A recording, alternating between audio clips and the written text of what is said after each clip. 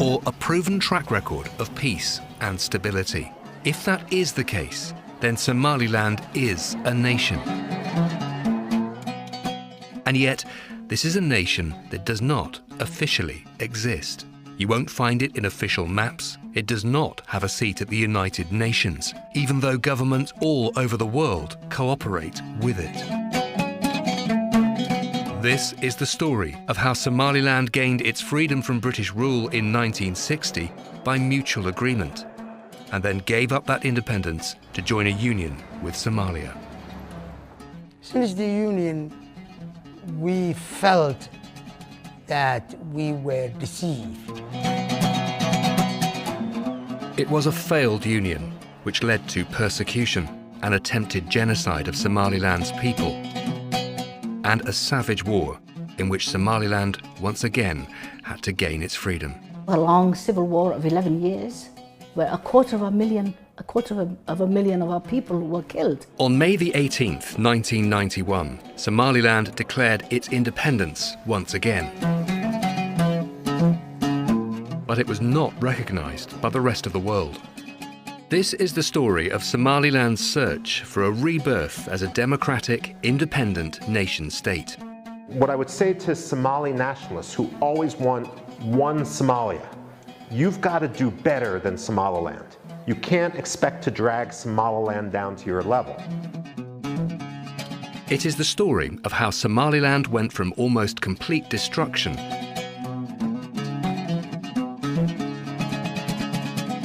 in a war to free itself from the Somali dictator Siad Barre to this.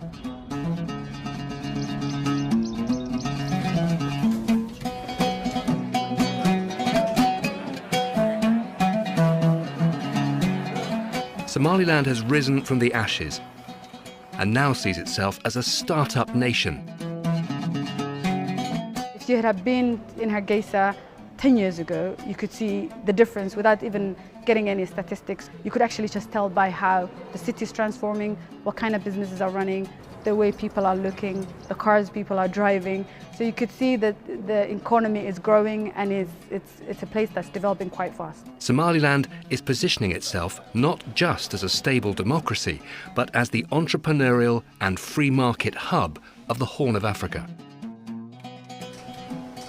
So if Coca-Cola can do it here, anybody else can do it. Somaliland is open for business, and it's a force in the Horn of Africa. It's a force to be reckoned with in the future, economically.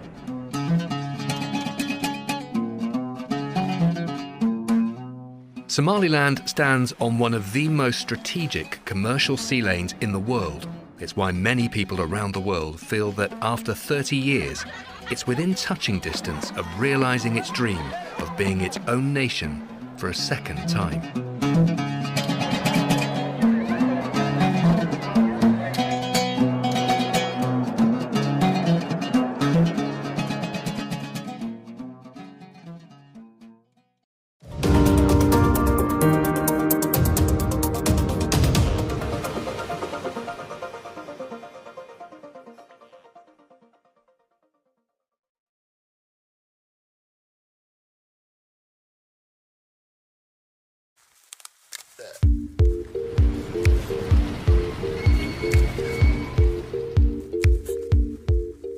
Say the word Somaliland, and it's most likely that you wouldn't think of this.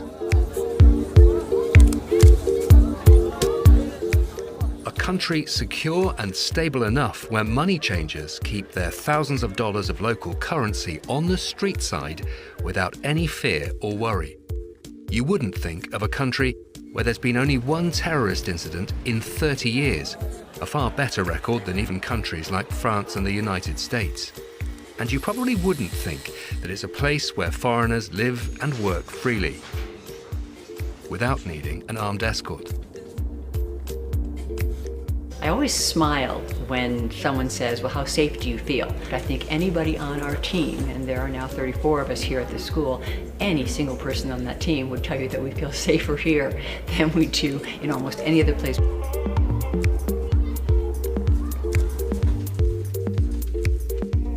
I don't think security is an issue at all here. Right? It's safe to operate It's safe to do business here. Not one of us have ever felt that we were in danger in any way. And we've had nothing but really but smiles and welcomes from all the Somalilanders. What you're more likely to think of is this: the tragedy of Somalia. With helicopter gunships riding escort, the army wagons ran the gauntlet through the ruins of downtown Mogadishu. For 3 decades, ever since the US military intervention in the midst of a famine in 1991, Somalia has seen multiple foreign military interventions. Tens of thousands of troops, not just from America and other Western nations, but from the African Union, the United Nations, Ethiopia, and Turkey. All competed to bring stability and peace to Somalia. All have failed. And Somalia continues to be in the grip of the terrorist group Al-Shabaab, which attacks at will and controls more territory than the Somali government. I've never seen anything like the devastation in Mogadishu. It looked exactly like the aftermath of Hiroshima. Totally devastated. And indeed, while I was in the Villa Somalia talking to the president, there was heavy machine gun fire right outside the window.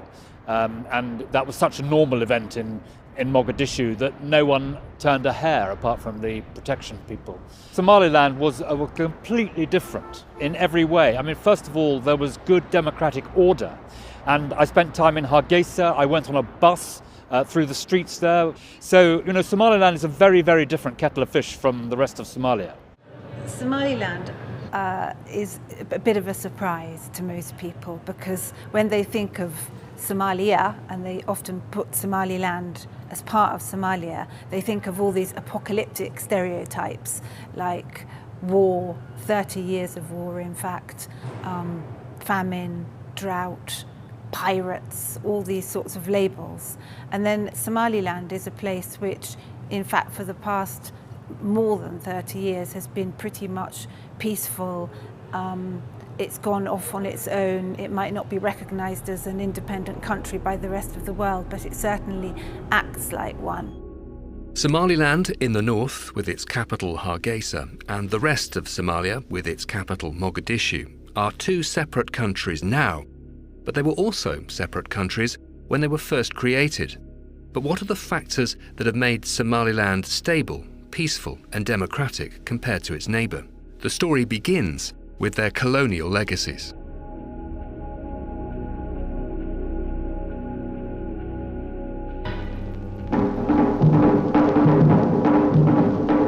Very hot and very dry. That's the British Protectorate of Somaliland. حقا Somaliland إنجليزكو horta marka hore Ingiriisku dan badan kama hayso Somaliland. Muhiimadda weyn waxay markii Suez kala fara cadan ayaa isaga important u ahayd oo u degay marka cadan oo dhisantay oo facilitation-kii dekadii maraakiibtiisa iyo ciidamada hakanay markay u socdaan India iyo Indo-China bariga fog ayaa wax u baahday Somaliland. A royal visit to this country is a rare event, and it was obvious that the youngsters in particular were out to make the most of it. During his tour, the Duke of Gloucester brought a special message of greetings from the Queen to the Somali people. President Musa Bihi was a young boy during that royal visit to Somaliland in 1958, and he remembers it well.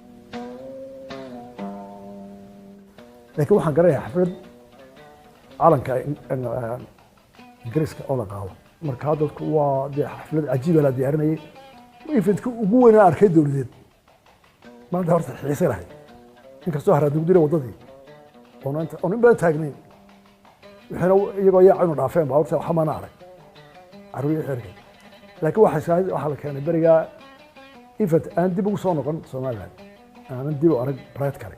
In Somaliland, as in the rest of its empire, the policy of indirect rule set Britain apart from other European powers and came to define why it was so successful above others. Rather than recreating full British control of the nations they ruled and their cultures, they instead left local systems of governance, customs and traditional rulers and governed through them. Some people call it rule with a light touch. It doesn't dismantle the social structures. It used them to rule the country. I remember when I was a kid and going to school in 1956, the British were using the sultans to govern with them. They were there when I was being admitted to school to see how the process is smooth, there are no irregularities. The colonial experience of Somaliland was very different from Somalia. There's no question of that. It's always hard to sort of pin down why are things like they are now. But in Somaliland, there was a sort of benign neglect. In comparison, the Italians were much more active colonizers, and they saw Italian Somaliland, as it was called, as the basis for the Italian East African Empire. That was really explicitly what they wanted it to be, and they wanted to settle lots of Italians there. They wanted to grow lots of bananas. They wanted to reorganize the way that the land system was operated. Those really had huge social impacts. The contrast between Somaliland and Somalia was that in Somalia, the British guys, or the white guys in the country, never exceeded more than 200-300 people. But down there you had a settler community, who ran about 20,000-25,000. They dominated everything. The best schools, the best roads, the best banana plantations, the best business. So the colony was being run for their benefit, not for the benefit of Somali people.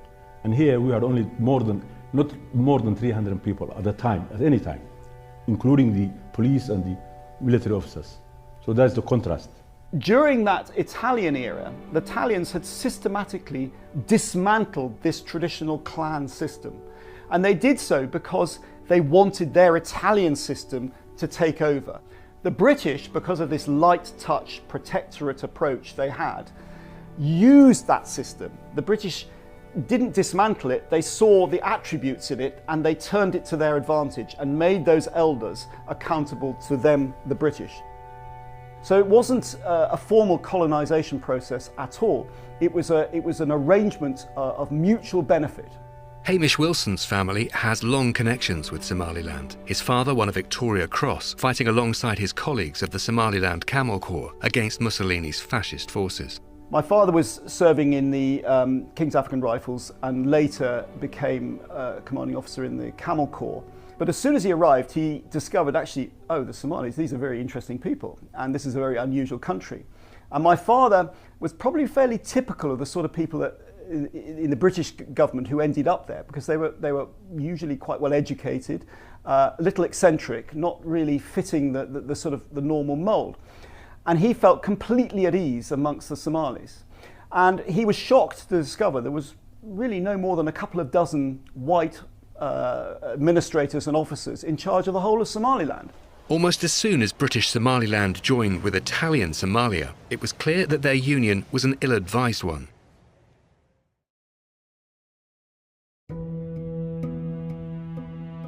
On the 26th of June, 1960, Somaliland won its independence during what became known as the Winds of Change in Africa, as Britain began relinquishing its colonies.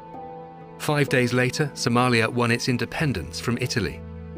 Such was the populist euphoria of independence in both countries at the time, Somaliland, a sovereign and recognized independent nation-state, for just 5 days, decided to voluntarily merge with its neighbor in a new Somali republic. It was a fatal decision, and at the time the British government warned Somaliland not to go ahead with the union with Somalia.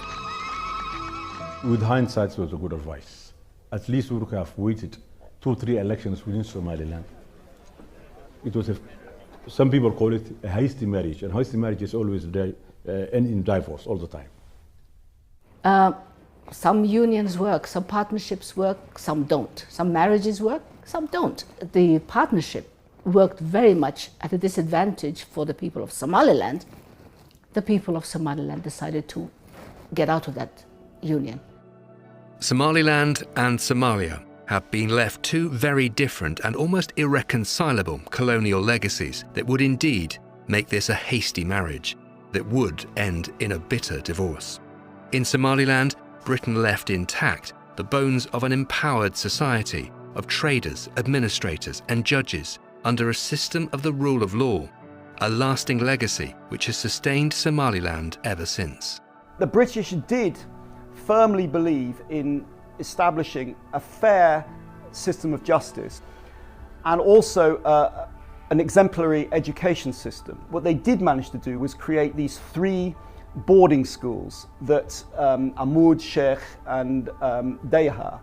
And these turned out a generation of highly educated Somalis. And the education they received was second to none. It was exactly the same syllabus as were being sat in Britain itself, and to the same level. In fact, the exams were marked in the UK. I remember even in schools we used to learn about John Stuart Mill. We used to learn about John Locke. Yeah. And the argument is between John Locke and Hobbes, Thomas Hobbes, that all people are created, that government should come from the consent of the governed. All that accumulated together to form the intellectuals and the elders and the people of Somaliland in a commonality that they understand that that's the only way that we could live with each other, and that's the only way that's for the future. Within the first few years of union, when the capital of the new Republic of Somalia was based in Mogadishu, the disadvantages of union started to become clear to those from the north, the former Somaliland, as power, patronage and jobs were centered in the former Italian Somalia. wadadku ay daalayeen waxa laga daalay baasaboorka waxa doonaysa xamar laysanka waxa doonaysa xamar shaqada waxa doonaysa xamar tisiyaad bare iyo rajibkiisi isagu markuu soo eego reewqooyiga wuxuu u qabaa nimar mar walba aan la heshiin karin waayo wuxuu u qabaa in dadka ilbaxsiin. In 1969, a military coup brought to power the dictator General Siad Barre. It began decades of repression. He was immediately suspicious of Somalilanders who dominated trade and business, because Italian colonial authorities had never allowed Somali businesses to thrive under their rule. Well, being from Somaliland, the Siad Barre regime targeted the Somaliland people right from the start. In 1969, when the coup took place, the prime minister, the incumbent prime minister, was from Somaliland at that time, and he was jailed with others. In 1969, Edna Aden was married to Ibrahim Ergal, who was the prime minister of Somalia that Siad Barre overthrew. Even though he was himself from Somaliland, Ergal had originally believed that union with Somalia would lead to benefits for both nations. Somaliland gained its independence in 60 because people like Mohammed Ibrahim Ergal, my first husband and our late president, was one of the people who engineered that. That brutal military coup happened in 1969, which is when the government headed by Mohammed Ibrahim Ergal, the civilian democratically elected government, was ousted by the Marxist regime of Siad Barre. And it remains the last democratically elected government in Somalia.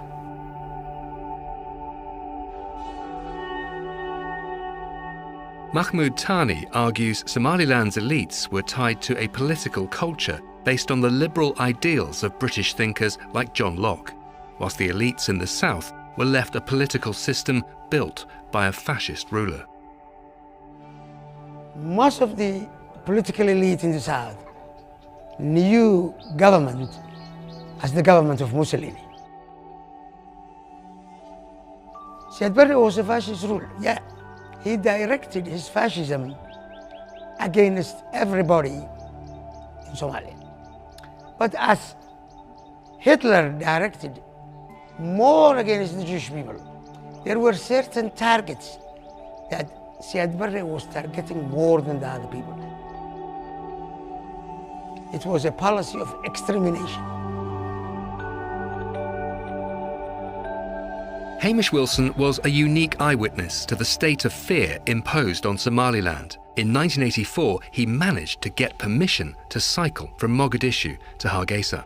When you reached the area which is now Somaliland, the northwest, that there was this sinister sense of oppression. In villages, for example, there would be raids on people's houses. Women and children would be taken away and imprisoned, or worse, they would be shot or raped or never heard of again. under the accusation that their husband or their brother or their father was a member of the Somali national movement and was somewhere off in the bush fighting against the government. Then you found there were restrictions on where people could move their livestock. And then when you reached the towns, you talked to the business community. They were not granted letters of credit in order for them to do business, to trade. If they needed any form of documentation, many times they would have to travel to Mogadishu, which is thousands of kilometers away and very expensive to reach. The telephone system didn't work. The post system didn't work. The schools were underfunded or being closed. The hospitals had no medicines in them. And then you found there was this sort of subversion of the religious ethics. There was a very strong tradition of Sufism, of Islamic philosophy in the Northwest. That was being suppressed. You then found that the young girls would often be invited in all innocence to government events, only to find themselves being compromised in, either sexually or under accusations of that, and then they would be blackmailed and turned against. So there was this sort of very subversive fear, and everyone was living in fear. On April 6, 1981, the Somali National Movement, or SNM, was formed with the sole purpose of breaking the Siad Barre regime's control over Somaliland and reasserting the country's independence. It would take nearly a decade of savage fighting, nearly 250,000 dead, and many more driven into exile before this would be achieved. But during the recent offensive, we have taken over most of the urban centers. The SNM did not have a foreign power to sponsor its war, so the financing and support of the movement came from Somaliland diaspora communities all over the world.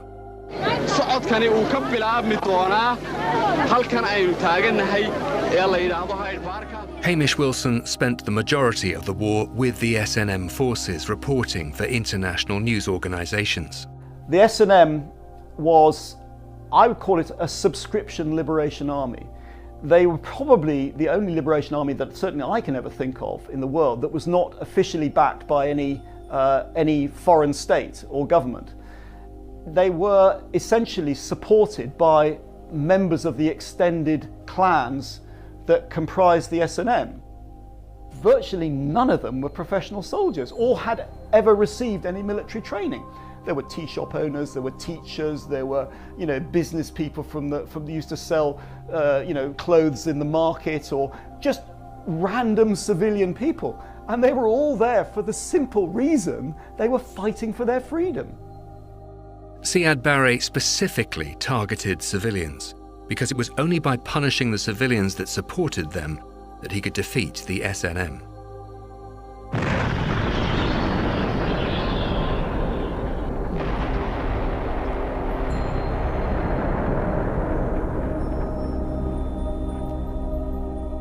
President Musa Bihi was a senior military commander of the SNM. Throughout the war, he never left the front line around the capital Hargeisa and witnessed its brutal destruction.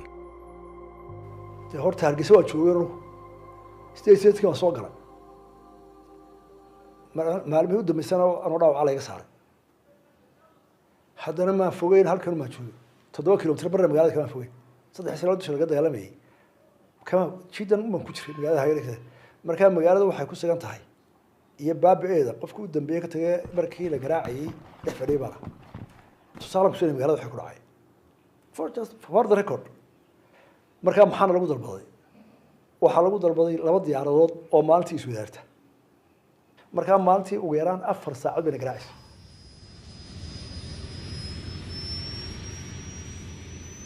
laba waxa la soo safay oo buurtaa la soo saaray halka taliska ciidanka agtiisa ilaa dhowr iyo 30 qori oo kala duwan oo madafiic tirada dheer raasheer ma soo 120 hawsar 60 magaalada lagu soo jeediyay centerkeeda dhimashada habeenkii iyo dhaawacan u qaadi jiray habeenkan u yarahay 20 dhimasho ah oo shiciba ma haas ka ciidanka meedka la soo ururiya laga helo ilaa 100 iyo dheeraad dhaawac oo shiciba oo odayaal markaan soo noqonay waxaan u nimid intii magaalada taagnayd la sii dumiyay iyo saqafiyada la furtay oo la gurtay oo ciidankiisa bar magaalada on lahayn biyo oo aan lahayn stationaries oo aan meel wax laga cunaa furayn oo dooxu engega yahay ayaa ciidankana soo galay qaxootigina markiiba ka soo daba dhacay. The SNM's military wing was governed by its political leadership, and throughout the war, the civilian leadership of the SNM wanted to ensure that it laid the basis for democracy by practicing democracy itself. SNM waxay jabhad 10 sano soo dagaalamaysa. waxaana lahayd leadership siyaasi mar walba. marnaba ciidamadu may hogaamin SNM. taa horta maan ku hay. waxaa lagu aasaasay hab siyaasi ah. markaa waxaa siyaasiin da'weyn oo waaye araga oo aqoon leh ayaa mar walba jira waayay. waxaa lagu caayarayaa waxay qole aan deganayso 5 jeer bay madaxweynayaashu diray. taasi waana dhanna waa ka negative oo degdeg badana u daayay marar kale. laakiin waxay xalinaysaa mushkiladda isaysiga conflict-ka buuqa badan. dadkii waxa kala jaadan wadaad shuuci dimuqraadi mid geejiro waxba garanay. dadkaasaa meesha wada dagaalamay. marka waxaan u soo baranay dawlad isbedesha wada shaqeysa oo xeerarka yar. The SNM's decision to elect its civilian leaders even whilst its armed forces fought the Somali dictator was driven by a fundamental principle by which Somalilanders had governed themselves and dealt with others back to the times of British colonial rule. It was based on deliberation amongst clans and, more importantly, on the need to do deals, to come to an agreement that worked for everyone, amongst themselves and with others. The SNM was a democratic organization. They used a democratic culture. 5 times the leadership was changed within the SNM while they had no country, while they were fighting, while they were in straitened circumstances. Among a sea of dictatorships, they succeeded to practice democracy. That was one thing that made them possible to unite the people under a banner of everybody has got the same rights. And once the troops of Siad Barre were ousted from the territory of the former British Somaliland Protectorate, the people of Somaliland closed that border where the British had left it, began to demine the country, rebuild the country, put roofs back on dwellings, bring up people back from refugee camps, reunite family members who were dispersed and lost. And once that happened, then we went on to the task of nation building. After the defeat of their common enemy, Siad Barre, Somaliland's factions began to turn on themselves. Not everybody was a supporter of the SNM. There were forces outside the main SAC area who were supporting the government. The SNM had a choice: take power as the victor or turn to the fundamental principle on which Somaliland's governance had been built, making a deal. SNM did not force itself on these people. It collected them in a clan conference and asked, where do we go from here? The decision to cede from Somalia didn't come from the SNM. It came from the elders who were gathered in there, who decided enough is enough. And SNM was on board at that time, but it was not the main mover of going it alone. And I think at the end of the conflict, it was very significant that they realized very quickly that in order to establish a kind of sustainable stability, once the civil war in the north had finished, it was just starting in the south, but in the north had finished, they realized that they would have to reach out to those clans that were situated within the old British protectorate borders, but were not part of the SNM. And I think that was a really, really critical moment.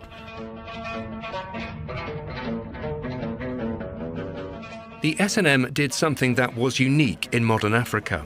They were an armed liberation movement that won power, but instead voted to lay down its guns, demobilize and hand power to a civilian leadership that would decide the future of the country. It was a reconciliation process known as the Boroma Conference. Hamish Wilson was one of the only outsiders to have witnessed and recorded the whole of the Boroma Conference. Now, the Boroma meeting is in many ways, in my opinion, I think it's the greatest achievement in the modern history of the Somali nation, of the Somali people, and one of the greatest achievements in the modern history of Africa, I'd go so far as to say. Because what they managed to do, they managed to bring people from every group or vestige interest in the future of Somaliland. They managed to bring them together to the one city in Somaliland which was largely unaffected by the war, which is Boroma. And they, for 4 months, sat down and debated the future of Somaliland. It wasn't so much concerned with discussing the past or what had happened. There was no soul searching about who did this and who did that and what was right and what was wrong. It was all about the future. And they modelled this meeting on the finest tradition of what I call pastoral democracy, which has derived from the nomadic system of what the Somalis call her, this traditional law. So it went on for 4 months for the very reason that there is an old saying or an old belief in Somali society that every adult should have the right to stand up and be heard, be listened to. And that is precisely what happened. They all came and spoke their mind and debated what they wanted as a society for the future of this land that they then called Somaliland. I mean, the fact of the matter is what happened in Boroma, what happened in Barao with the various conferences, it really established a model which, frankly, should be a model for other regions and other countries in Africa. The fact of the matter is you had a broad compact. The business community, the political community came to an understanding that chaos that was happening in the rest of Somalia wasn't in the interest of anyone.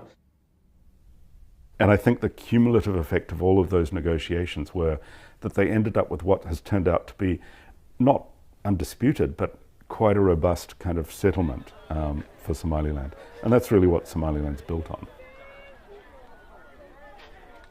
I mean, frankly, while the economy of Somaliland might lag behind other countries simply because of the lack of recognition, when it comes to democracy, it shouldn't be compared to Africa. It should be compared to many different states in Europe, Asia, and so forth, which have much more established democratic track records. This picture captures another crucial milestone of the Boroma Conference. The military leader of the SNM, Abdi Rahman Ali Tour, is congratulated as he succeeded as president by a civilian, Mohamed Egal. The other thing that happened at that conference was that the SNM commander had become president, the top guy, and he had come to the conference hoping he would win again, and he lost. And the guy who won the presidency was a civilian. That was also really significant because that was the moment actually tangibly when power passed from the military command, to a civilian president. This has been the lasting legacy of the Boroma Conference. Through its ancient custom of dialogue, negotiation and deal-making, Somaliland built a modern democratic system for the peaceful transfer of power under civilian rule, which has lasted to this day.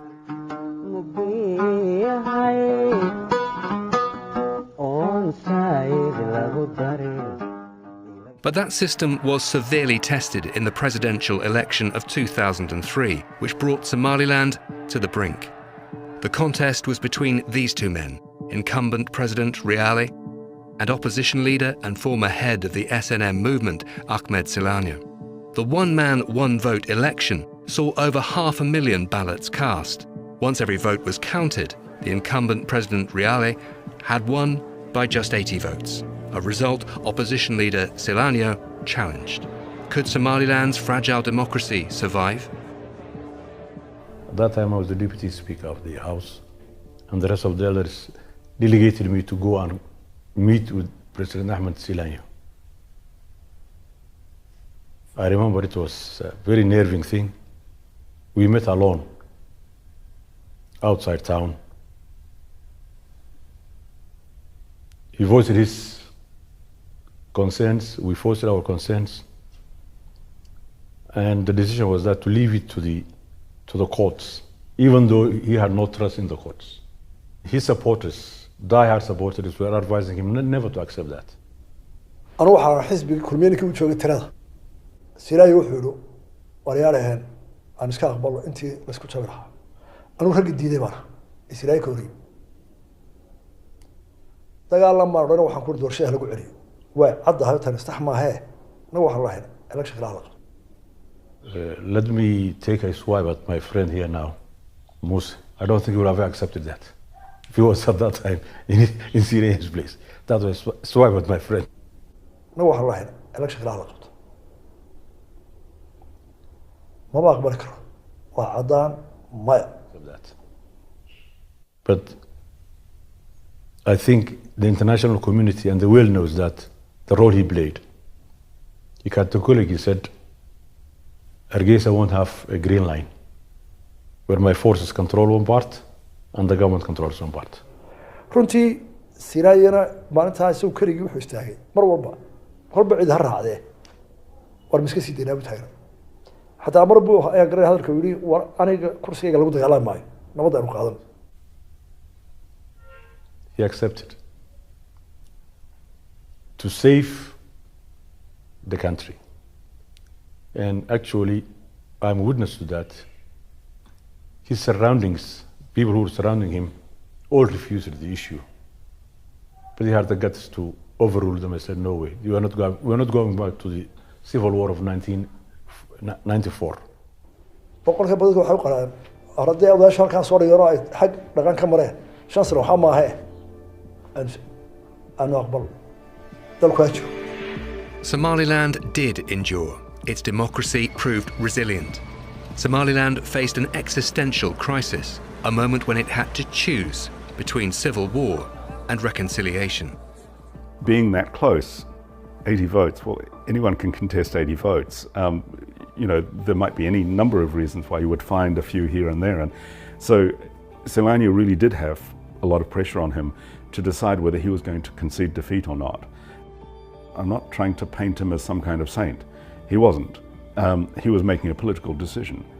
But he made a political decision which was important for Somaliland. Conceding that election at that moment and saying, okay, yep, it might be only 80 votes, but for the sake of Somaliland, I'm going to accept that. That was a huge moment. It chose stability at such a moment because the indigenous institutions of governance, such as the clan elders, the business and intellectual leaders that had been protected during British rule, and the SNM's culture of democracy whilst fighting the Siad Barre regime, combined to save Somaliland when it faced that stark choice. Now came the task of rebuilding Somaliland.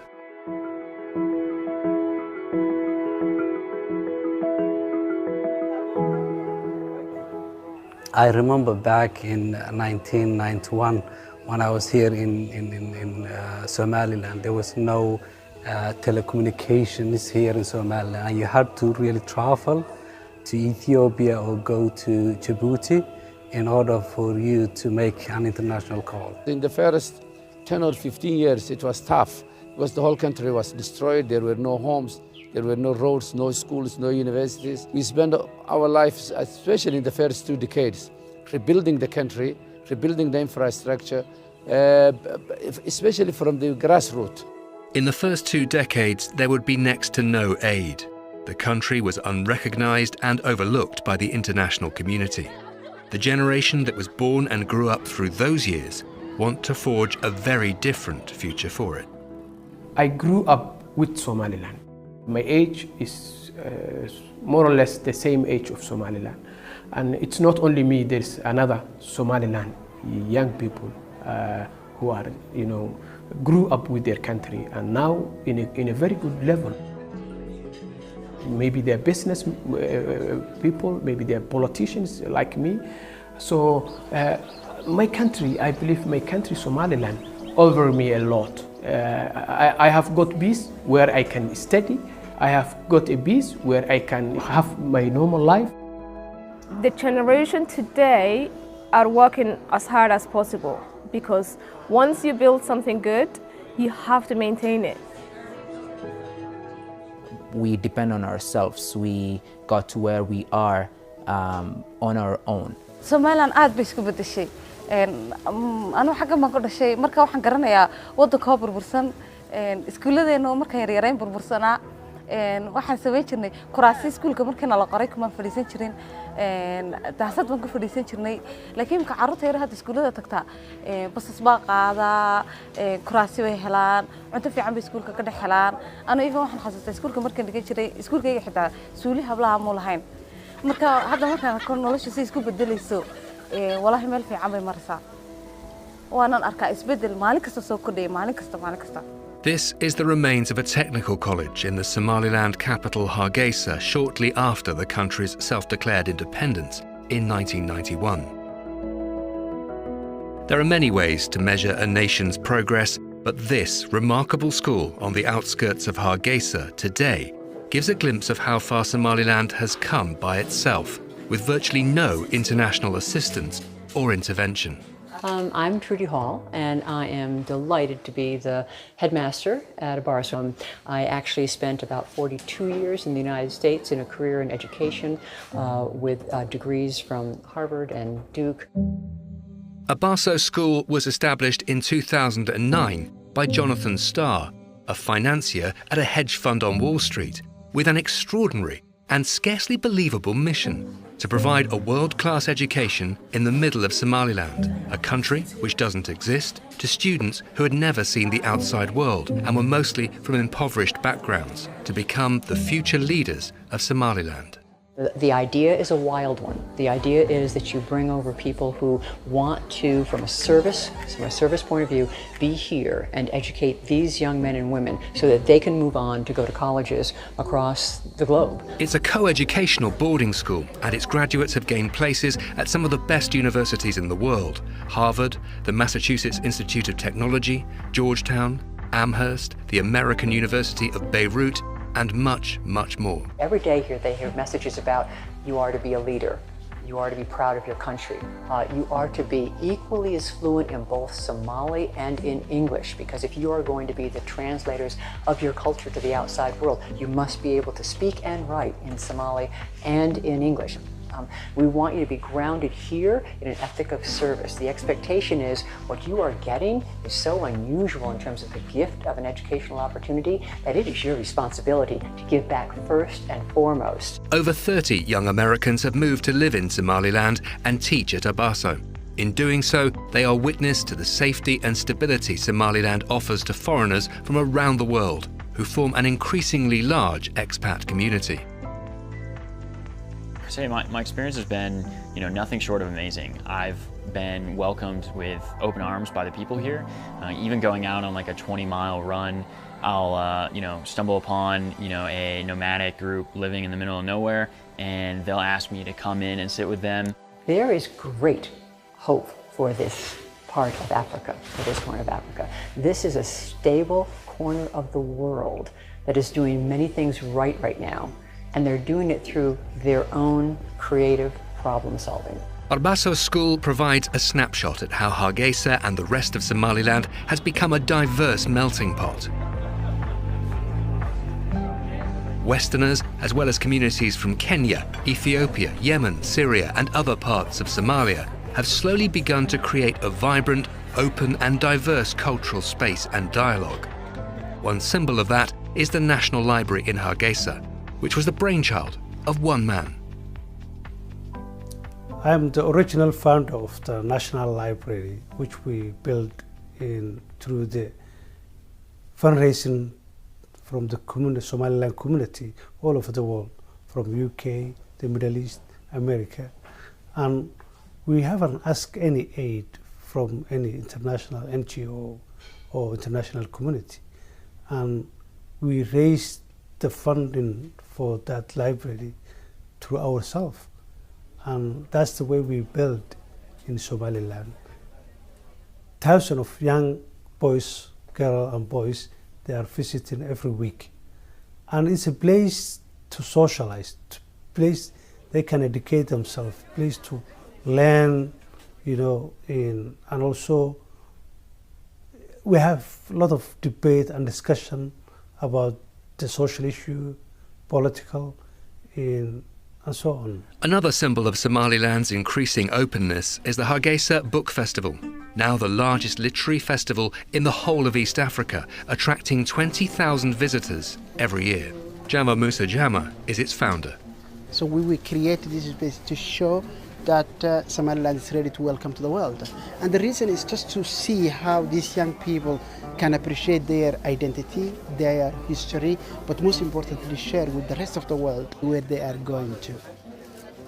I'd expected a very conventional book fair, but this is so much more than that. It's culture, it's debate, it's current affairs. Somaliland is certainly, I've been absolutely amazed by how vibrant it is, how positive it is, how peaceful it is, how friendly the people are. I felt very, very comfortable here, and I'll certainly be back again next year.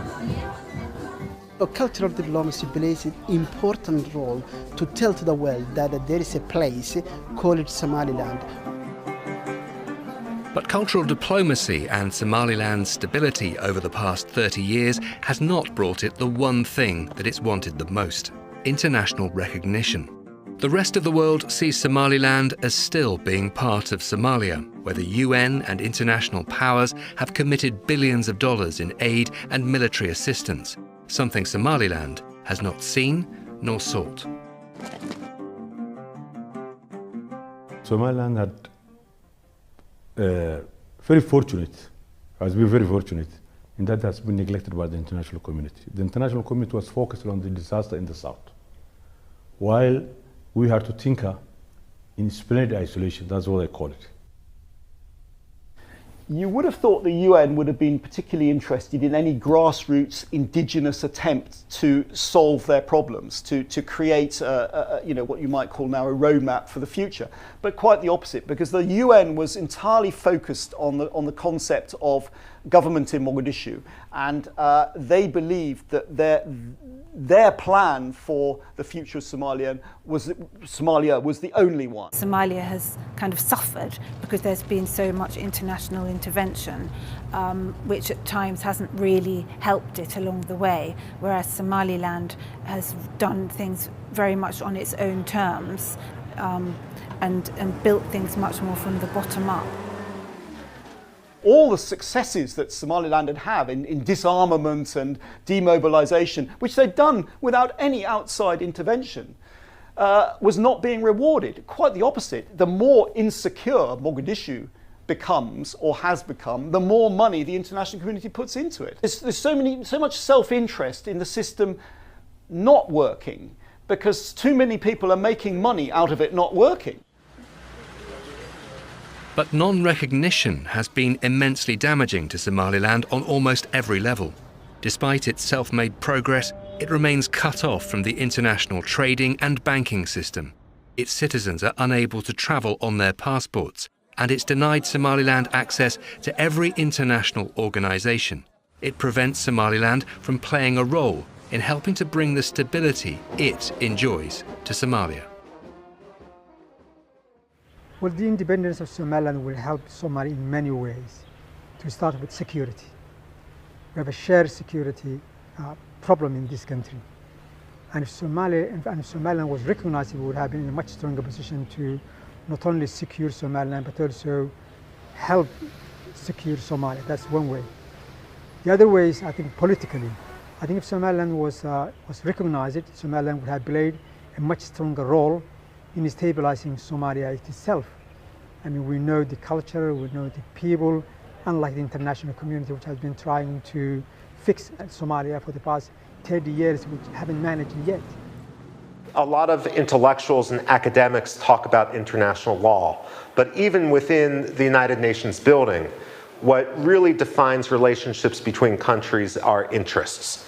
And here the stars are also coming into alignment for Somaliland. As Somalia heads back into failure and chaos, as Ethiopia teeters with civil war, the fact of the matter is that Somaliland is looking better and better, and the interests in the region are really coming into focus with regard to the Red Sea. So what better strategic asset could you have than Somaliland? For nearly 3 decades, it seemed that Somaliland was stuck in a golden cage, with peace, stability, economic progress, and located in one of the most strategic parts of the world, but unable to join the international community. Somaliland just needed a spark to ignite its quest for independence.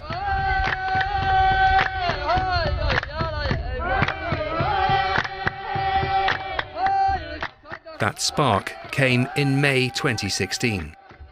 Berbera is an interesting port, it's an old port, but we felt it is an opportunity. And a year and a half, we started to manage it and improve the services. And now we are confident that shipping line will come, so we are building the quay walls. Global maritime logistics company DP World announced a nearly $500 million investment to upgrade and manage the port of Berbera in Somaliland. History had come full circle. Berbera is ours again. It was Berbera, a natural deep water port that drew the British Empire to Somaliland in the late 19th century. Now a rising regional power, the United Arab Emirates was drawn to Berbera, and Somaliland once again drew on its history of cooperation and deal-making to bring it about. But this was more than just an investment. This was a nation-building project in which Somaliland was treated as a de facto sovereign state. Landlocked Ethiopia, the regional superpower, needed Berbera and so became a co-shareholder in the port along with the Somaliland government.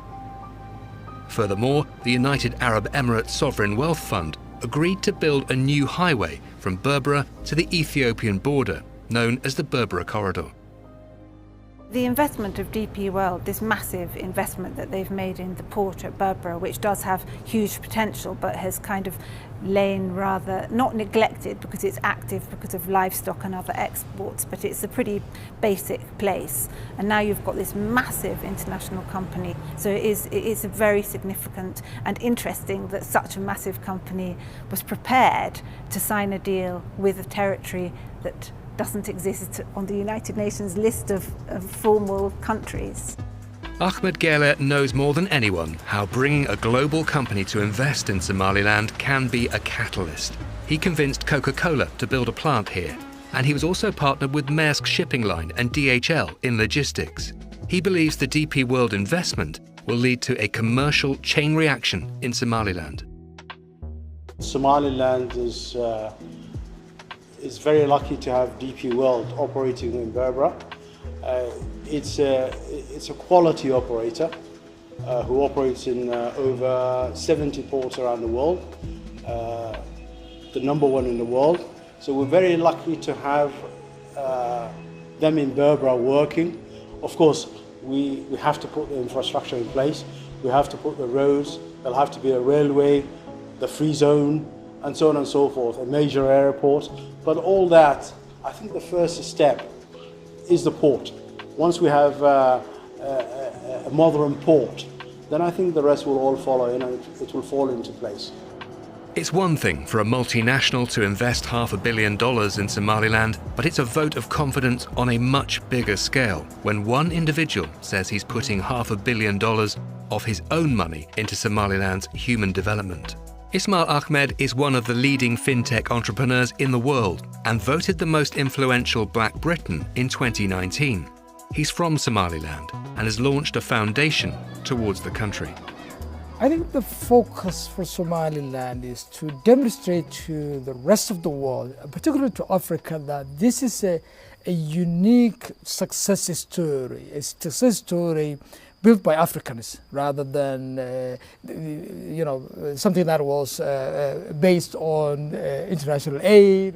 It is part of what we intend to do, to invest in the entrepreneurship ecosystems. That includes incubators, financing. What I'm planning to contribute is not only the financing, but more importantly, I think what I have learned over the last 10 years, particularly by building global tech companies and encouraging, the young people to, continue build, focusing on the private sector, so that we can build a private sector led economy. But for a nation on a journey to join the international community, it needed a political investment to catch the eye in the way DP World's business investment did. That moment came in February 2020. After several years of quiet diplomacy and growing links, Taiwan and Somaliland signed a bilateral cooperation agreement, in effect recognizing each other. Officials on Wednesday unveiled the plaque for Somaliland's representative office in Taiwan. horta dee markaan si kooban kugu sheego annaga iyo Taiwan waxaan ahay dan yara iskaashada laba dabo yar yar oo midna aan la ixtiraafsano mid walba halgamayaan hayno marka dan yara iskaashada noqotay isku dhib dalka badanna dee way xidhan waa maxay dawladda yare ku dhiiratay inay China oo u caron doono hadday ixtiraafto Taiwan. We believe Somaliland and Taiwan has shared values, but the formal relationship building has taken for the last 2 years, and we were doing in a very confidential way, in a diplomatic way.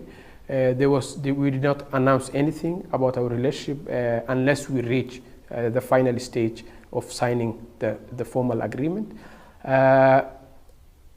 We know Taiwan has friends, particularly Europeans and US. Somaliland has also friends.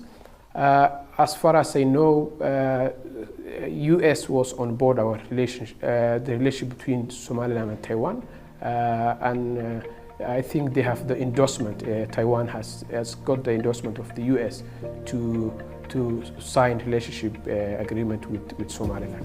Proof that the United States was fully behind this strategic move came in this tweet by the White House National Security Council in July 2020. American foreign policy tends to be much more reactive than proactive. What we need to do is wait for many more officials in Washington to understand we can't rely on Djibouti. Djibouti has basically become a colony of mainland China. We can't rely on Ethiopia. Ethiopia is landlocked and increasingly has become a colony of mainland China. So what really makes Somaliland special in the bulwark against China is it's a democracy. And China has trouble dealing with countries that are democracies. Somaliland is now one of only 2 countries in Africa to recognize Taiwan instead of China, and this is Taipei's embassy in Hargeisa. And Taiwan and Somaliland is standing shoulder to shoulder together to face the tough time. But we believe that tough time never lasts, but tough people do. Alan Chenwa Lo is Taiwan's ambassador to Somaliland. He sees the relationship as a win-win, but says Taiwan can be a diplomatic gateway to the world, particularly to the US, for Somaliland. I always share with our Somaliland friends that the shortest way for Somaliland's nation building and independence is through Taiwan, because we are ahead of you. We are facing the similar challenges, but right now, if we can reach our goal, and I think you can also make it. Ambassador Lo argues that the world needs to accept a simple reality, that like Taiwan, Somaliland does not need to prove its independence. It's simply seeking recognition. There's no need to declare Taiwan is an independent country because we are independent. Likewise, Somaliland is independent. What you need to do is to bring more recognition from the international society and the nation building process. So Taiwan is together with you. Don't worry, you are together with Taiwan, you're together with the world, with the like-minded countries.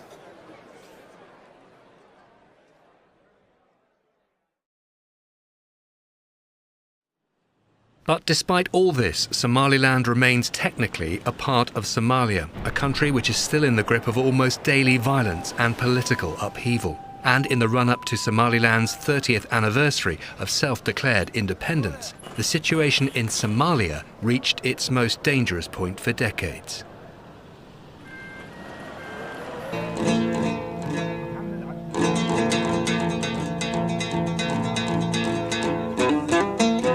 In 2017, President Farmajo was elected indirectly by a process of elite negotiations to lead the government of Somalia, as it wasn't possible to hold one-man, one-vote elections. But in early 2021, instead of standing for re-election as planned, President Farmajo tried to extend his presidency by an extra 2 years. It led to protests and violent clashes between President Farmajo's forces and opposition groups. Somalia was beginning to look much like it did in the 1990s. It caused disbelief amongst Somalia's international partners who'd spent billions propping up Somalia's government for 2 decades.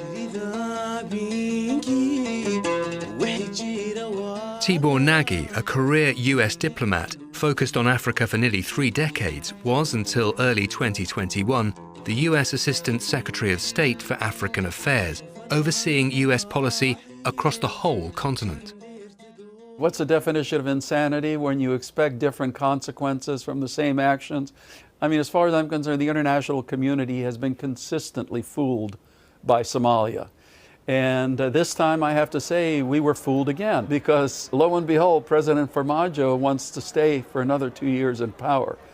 You know, if I was making US policy towards Somalia right now, I would take a very, very strict look at what we need to do to cut back, number one, but also to reconsider how we treat Somaliland. His call for a complete reassessment on policy towards Somalia and Somaliland comes after the process started at the London Conference on Somalia in 2012 now looks to have failed. Convened by the UK and attended by world leaders, international powers committed to supporting, promoting and backing the federal government of Somalia. Somaliland's President Ahmed Solanyo, who attended, urged the world not to disregard Somaliland's case.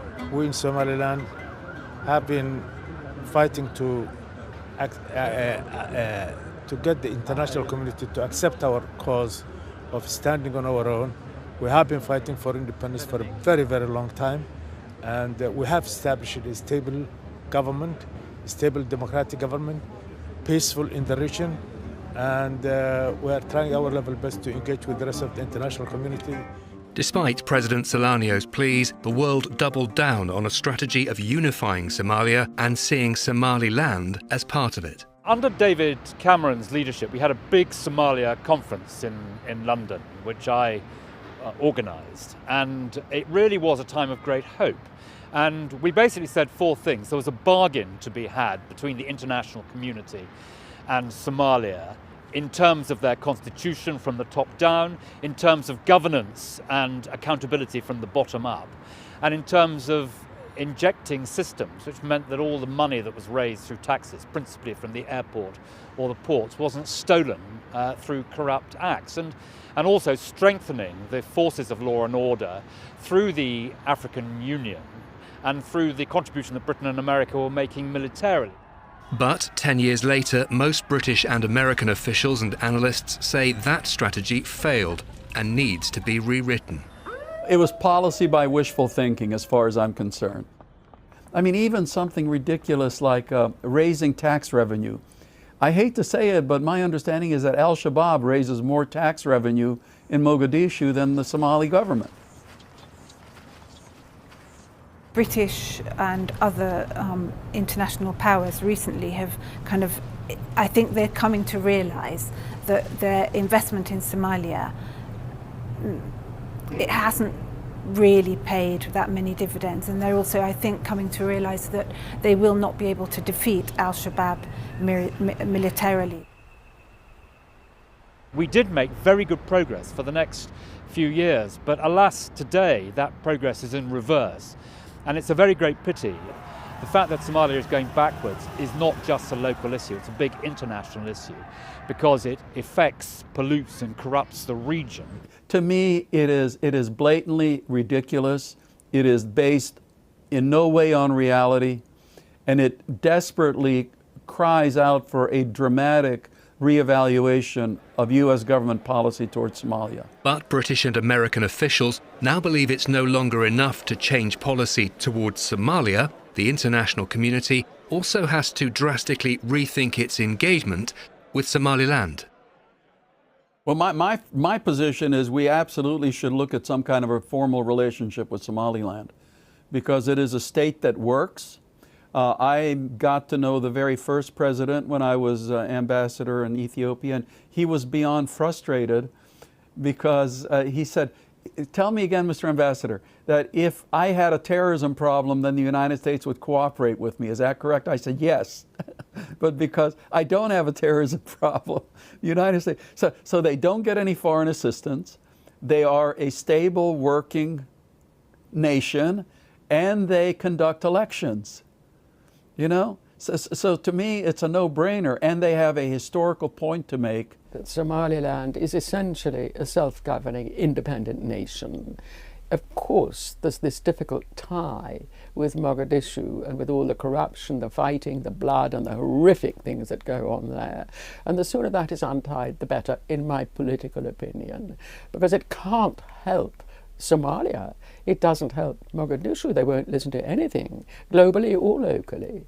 And Somaliland, meanwhile, has forged straight ahead in a special way, and that deserves full international recognition. The British Foreign Office basically said, you know, we're in favour of Somaliland moving towards independence, so long as the African Union agree. And there is a very strong case for Somaliland going it on its own, having that independence. I mean, it restores it to the position it was in before, and also it honours the fact that it's doing so much better in every way than the rest of Somalia. So, a few things there. First of all, Somalis have been governing themselves effectively for 1,000 years. So they're not ungovernable. But they've never taken to the nation state idea. That's the thing that has proven so difficult to consolidate. But that's also the thing that Somaliland's done that no one else has to the same extent in that region. So I think that's where Somaliland's sort of exceptionalism lies. In some ways, an independent Somaliland is in the interest of all Somali peoples. It's a place where they can come and do business. It's a place where they can seek security. It's a place where they can trade with the outside world. It's a place where they can educate their children. So until all Somalis, wherever they live, see that it is actually in their personal and family's interest to have this country called Somaliland independent, where they can benefit from, that's the point, I think, at which the rest of the international community will also turn towards Somaliland and said, you're actually a solution to a lot of people's problems in the region and internationally. The question of Somaliland, its independence and the prospect that it might ever, there might ever be a time when Somaliland would see fit to rejoin the rest of former Somalia, I personally don't see so, certainly not in my lifetime. I can't tell in 50, 60 years' time the situation may change. But right now, I don't think you would stand a chance. Even if you were a politician active in Somaliland who, in the back of their head somewhere, believed that this might be some, good idea, the people would never let it happen. I think that's absolutely right. I cannot see a situation where people in Somaliland will look at what's happening in the rest of Somalia now and say it is positively in our interest to join Somalia and be governed from a central government in Mogadishu. It doesn't speak to their security agenda. It doesn't speak to their prosperity agenda. Second to that is that Somaliland seems to be on an upward economic curve. This nation of deal makers are making deals with large international investors, and more will follow in power, infrastructure, and many other fields. But that's still not going to answer this question of recognition. Somaliland's been in this limbo for 30 years. And I think Somaliland has really missed over the last 30 years playing the very powerful set of cards that it has. It's all about a recognition that works for everyone, not just Somaliland, but the rest of Somalia, but also for the international community. I mean, the international community and the stakeholders in the Somali region are stuck. There's no other way of putting it. And I know that because I've spoken to the policymakers directly. They are tearing their hair out and they don't know which way else to turn. And part of their solution lies in what Somaliland has done. But the one thing that Somalilanders need to keep in mind when it comes to their frustration with the United States is that famous quote by Winston Churchill. What Winston Churchill said when he was expressing frustration with the United States is the Americans always do the right thing. They just try everything else first. Well, we've tried everything else first. Now it's time to do the right thing. Somaliland soddon sano dee madax bannaan oo shaqaynaysa iyo ictiraaf beerina oo wanaagsan oo meel aan marsoon farxaya marna caalamku halku maray dib u dhaca Somaliland ku dhacay 60 sano u dambeeyay marka qiyaasana waan ka xumaa marka deelada filim baa soo lahayd marka haddii adigu dan laga arko oo dan ninka doonaya ku xiraafa oo ka arko ku ictiraafay hadduu ka waayo muxuu ku faray Somaliland waxaad ka soo qaadaa yaa u dambeeyay la ictiraafay South Sudan yaa ugu dambeysay yaa waday Mareykanka wuxuu waday petrol ku arkay China qaatu ka dhacsanay petrol baa laga helay waa la ilaashanaya waa dawlad dayma baa laga helay waa la ilaashanaya inaga macdan iyo dhulkeena iyo bad iyo bari waa barakeysan laakiin wali lama baarin oo interest material imka la ragu hayo. What Somaliland has achieved and how it maintains those achievements have endured. It now has all the makings of the most democratic, stable country in the Horn of Africa, with enormous economic potential. The question now is whether Somaliland can go from being Africa's startup nation to being Africa's next nation.